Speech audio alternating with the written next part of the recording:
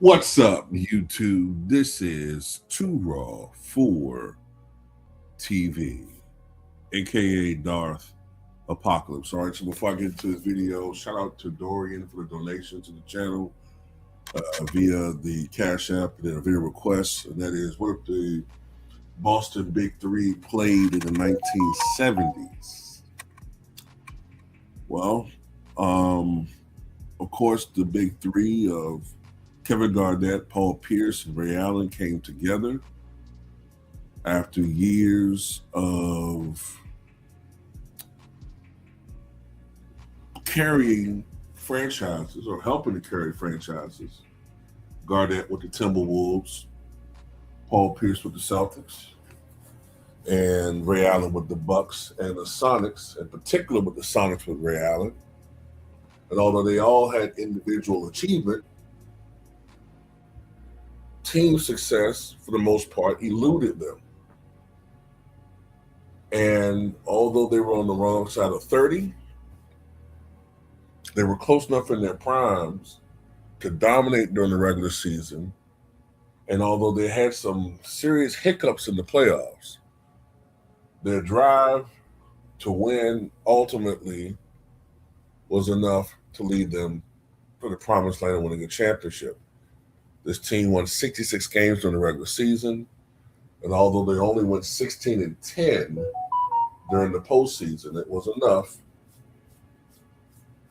for them to defeat the Lakers in 6 and win, at the time, it was their 17th NBA championship.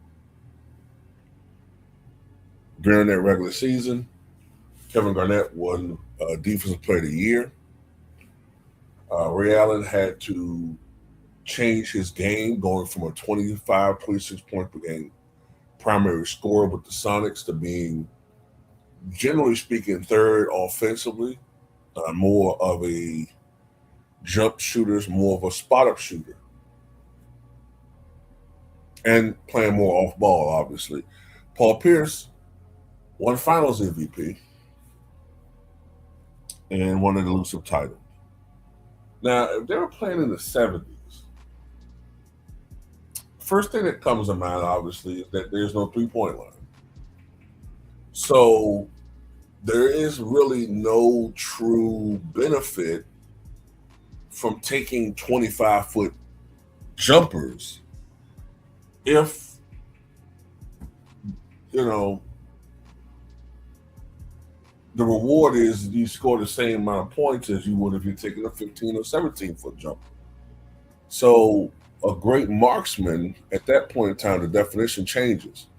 At that time, if you were able to shoot over 20 feet from the basket, you were considered a marksman. Now, of course, you had guys like Downtown Freddie Brown. You had guys like Pete Maravich and a couple others that could bomb from further out than that, but there really was no reward in the NBA for shooting outside of 22 feet.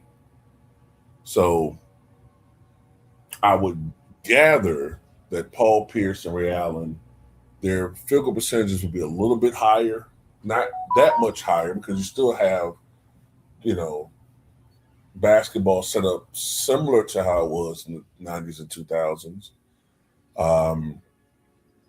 You have a traditional big man, and the goal at that time in the NBA in the 70s was probably to score in the post or in the paint area or the mid range. So I would imagine Ray Allen would have probably shot, instead of 45% for his career, he might have shot 47% for his career in the 70s.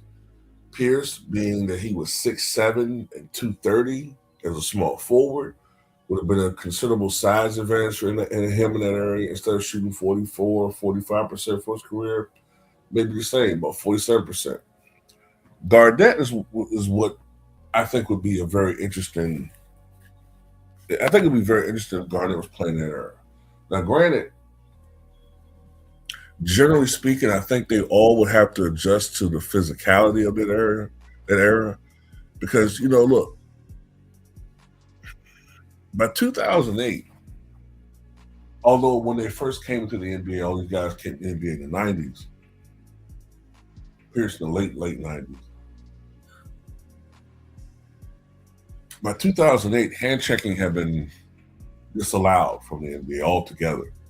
Although technically, hand checking was banned in 1979, but hand checking would still go on pretty much for another 15 years until it was forcibly removed after, I think, the 94-95 season.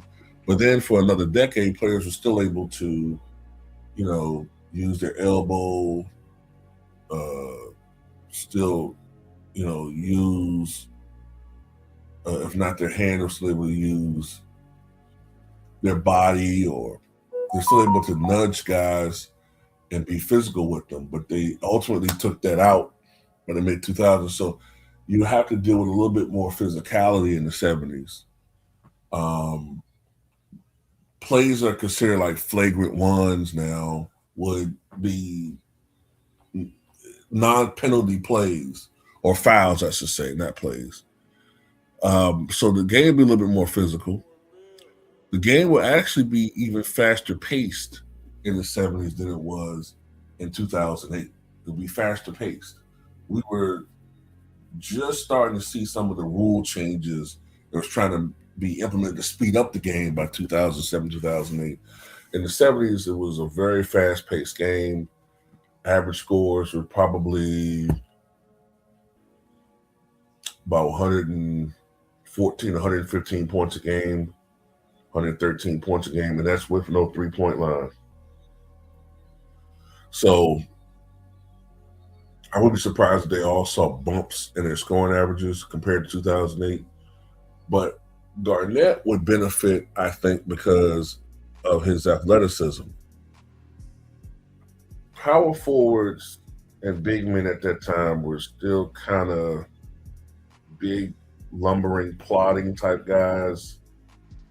Um, don't get me wrong; a lot of these guys did have skill, but they didn't really usually have a Kevin Garnett athleticism at that position.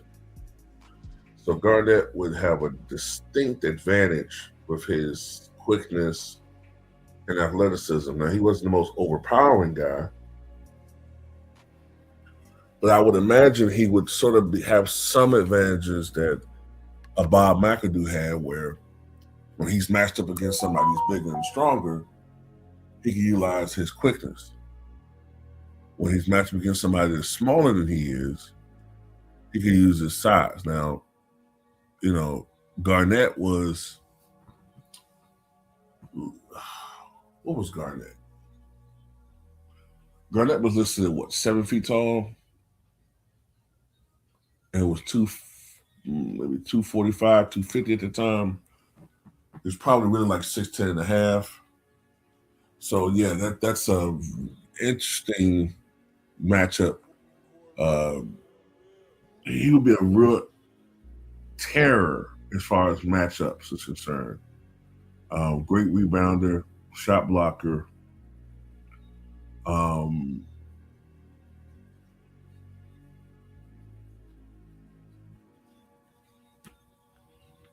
yeah, I'm really trying to think what position would he play and where would he be most effective. But I guess